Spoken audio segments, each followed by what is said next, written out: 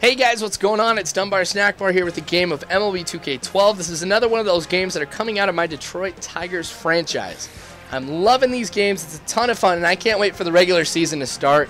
Justin Verlander is starting off on the mound for me in this one as we go up against the Pittsburgh Pirates, who, if you take a look, is the team that is really playing the Detroit Tigers today. I love how it's in line with everything. But anyway, that being said, I think that this game is going to be pretty interesting because I came off of a win against the Phillies, and then I ended up losing to the Orioles the game before. So we'll see which team shows up here. Prince Fielder hitting a solid ground ball to the shortstop. Ends up throwing over to first. Not on target, so Prince Fielder reaches first on an error. You guys know I don't necessarily like reaching on an error. I mean, it's kind of like a gimme.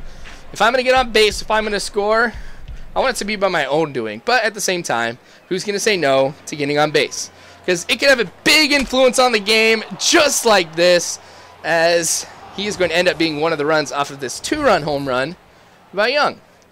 So 340 feet, not too bad. And I have a feeling that he's going to be like what Giovanni Soto was for me last year. He's this guy who, you take a look at his attributes, pretty average. Hit about, I think he hit 75 or something like that last year in the game. But he ended up having a bunch of home runs. Maybe Young is going to be just like that. You're going to have a lot of offensive production and help my team tremendously. Because, I mean, if you look at Miguel Cabrera, Prince Fielder, and Young, there's three big home run hitters that I can rely on to get me runs at any time. So who knows? That'll be kind of sweet. Now, in the franchise, just so you know, we are coming off of an off day. Yesterday, the Tigers had the day off. So that was something that's beneficial for me because my bullpen is exhausted. A lot of them to get some of their energy back. Now, with Justin Verlander starting in this game for me, I'm hoping that he can go the entire game, something that's absolutely unheard of in spring training. But at the same time, I need to give my bullpen a rest so that way they're not worn out for opening day or anything like that. So, I don't know. I've kind of got mixed feelings on this whole thing. Now, I know Justin Verlander can do it because if you take a look at the last game that I had with Justin Verlander, and it was the viewer request game against the Chicago Cubs, the 2011 Chicago Cubs against the 2012 Detroit Tigers. Ended up getting 16 strikeouts. It's ridiculous. But let's see if he kind of has that much success here against the Pittsburgh Pirates. I kind of hope that he does because this game will get over quickly. Be able to get everybody rested. No harm done. I love Justin Verlander, though, in this game. You take a look at all of the pitches that he has, just phenomenal. Slider is a little weak, 70s, but that's really not too bad when you look at some of the other pitches that other pitchers have. Now, that slider, though, even though it's in its 70s, ends up getting that strikeout, so not bad. Now, this hit, oh, man, 2 innings in a row. This is not looking good for the Pirates, where in each inning so far, we're looking at an error. But it is only the second inning, so I don't know. Whew! What was that? Double play. This is one of those glitches I got to record or something like that. Because, okay, he catches it. I'll admit that. But then he levitates, gets on his feet, and then he decides to ice skate, rubbing it in, over to first base. So, all right. Who knows? I mean, if he had dived for it, landed on the ground, I might have been able to come back. Because I was trying to do a hit and run on that play. You guys will see that I do that every once in a while. I'll just try and go with the hit and run, the suicide squeeze, something like that. Because you guys know I like to play small ball. And I like to kind of do those exciting plays as well every once in a while. But that time, it really ended up hurting me. Just like you run. I mean, you always run the risk when you do hit and run that something like that is going to happen. But at the same time, you don't plan on the guy levitating, getting back on his feet, and then ice skating over to first base. What are you going to do, though? I'm going to play the game. I'm not going to rage quit. I'm just going to keep it going. If that ends up coming back to hurt me, though, man, I'm not going to be happy. But it's not like you can really trace it back to that, I guess. Anyway, 12-6 curve doing it on this one. That seems to be my favorite pitch with Verlander is that 12-6 curve. And I know some of what you're going to be hearing is duplicate from the last game, but, man, the more I play with Verlander, the more excited that I get. But also at the same time, the more I feel it kind of needs to be nerfed a little bit because it does get kind of ridiculous sometimes. Because in the game, you guys know that your pitchers kind of warm up. There is that missed dive for the game. So far, 3 games in a row that I've played, 3 missed diving catches. It's going to end up being a triple. Dang. Now, do you guys see this as much as I do? Where the computer is going to dive for it, misses, you end up getting a triple. In the viewer request game, I hit an inside the park home run because the computer decided to go ahead and miss a diving catch. I don't know if I'm alone with this because I see it a lot more, of course, than I did in MLB 2K11. Just the fact that the computer dives a lot more. But I don't know if you see as many misses as I do. Maybe it's just luck, or maybe it's just a curse. I don't know, but here's Jackson showing how it is done, catching that one while diving. So that's kind of like rubbing it in right there. Like the computer is missing, and then I go ahead and do it. Ridiculous. That's awesome. I do like that you don't necessarily have to do the right trigger anymore. It just happens. Because how many times did you guys end up trying to do the dive? You miss terribly, and you're like, you know what? Forget it. That happened to me a lot. So I just kind of stopped diving altogether. Because it seemed like if you just kept going anyway, you were good. Good double play right here, showing the Pirates have definitely got the feeling back. Going back to fundamentals or whatever it is that you want to say the computer's doing here in this case. All right, so still 4th inning at this point. Verlander, oh, letting one go. This one's going to be going over the wall for a home run. The Pirates are going to get on the board with this one. Barajas getting that home run. 401 feet. He really got a hold of that one.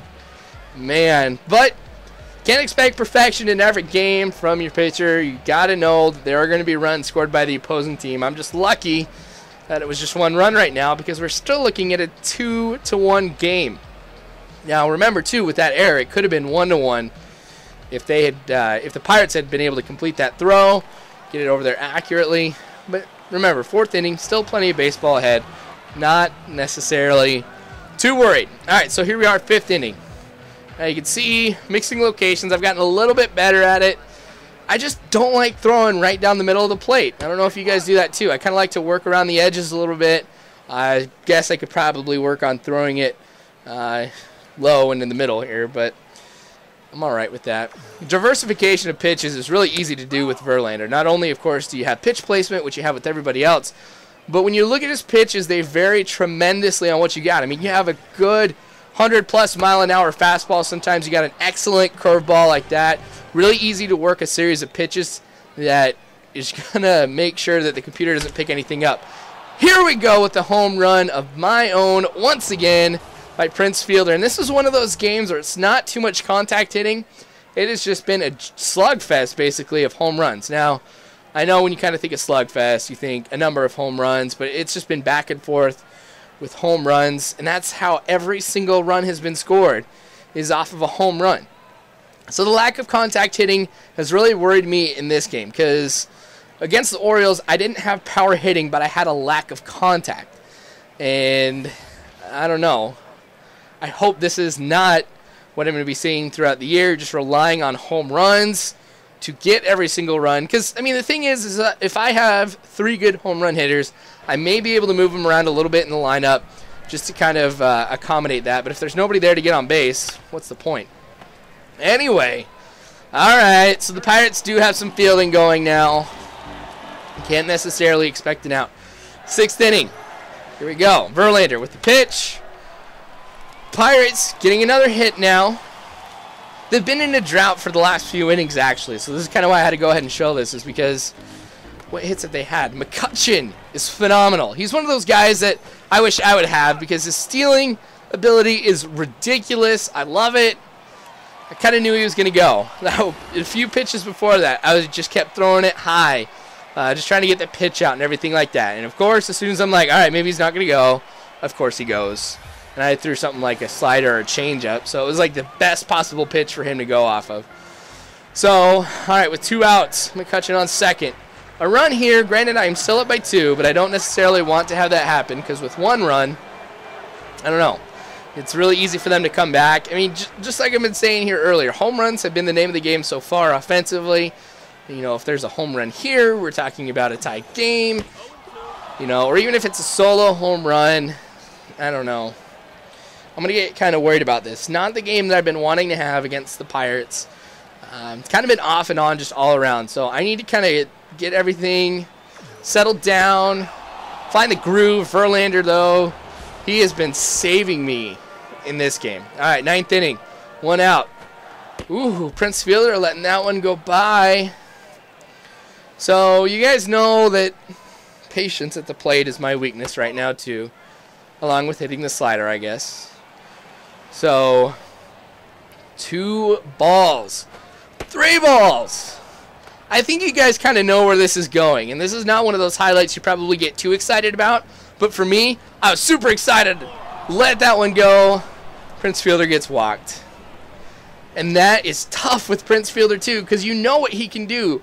You know the type of hitting that he can string together. And lay off the ball for me was huge. So this is one of those, that was one of those highlights, I guess you should say past tense, that I got excited about. You probably don't care because you see walks all the time, or maybe you're a lot more patient than I am and you let those walks go. But McCutchen getting that hit, he's back at first. It's only a matter of time, I think, before he tries to steal again. So I'm going to just try and throw a few fastballs here, just kind of like I was earlier, seeing when he's going to go. Ball one on that 2-seamer. I like to throw that high, and it's got a tiny bit of a drop to it. So what I do is I just try and throw it at the top of the strike zone where it's a ball and just let it drift down, because sometimes the computer just completely lays off of that, and that's a great pitch to kind of throw on an 0-2 count, because you can let a few of them go, and you'll see me do that a few times. But man, oh, let's see if I can get the double play. How was he out? I don't know, but I'll take it, because if I can get McCutchen out, I think I'm a lot more comfortable with things. Because like I said, his speed is ridiculous. So just about any hit from second, he's coming home, and he's going to be coming home standing up too, which is not going to be a close play at all. So with me in this position here too, I'm kind of comfortable because there's a possibility for a double play. So you're going to see some pitches low, like that changeup there. When I'm in this position here and I want to get a double play, like I said, I throw low, and I kind of go with something like a slider, or I go with a changeup. Something that drops a little bit. Fielder stepping on first, throwing it to second. Boom, double play to end the game. I love that. Verlander had a great game, ends up getting 12 strikeouts, so that puts my average strikeout with Verlander at 14. That's intense. That's awesome. That's Cy Young stuff right there. But anyway, I appreciate you guys watching another franchise game in 4 days. I think I go up against the Astros next, so we'll be having a little bit of a rematch there. But like I said, I appreciate you guys watching. It was awesome to have you guys come by. I love seeing the views and everything that you guys do for part of this channel. So subscribe if you haven't already. Feel free to follow me on Facebook, Twitter, all that stuff. You guys are awesome. As always, I hope you have a good one.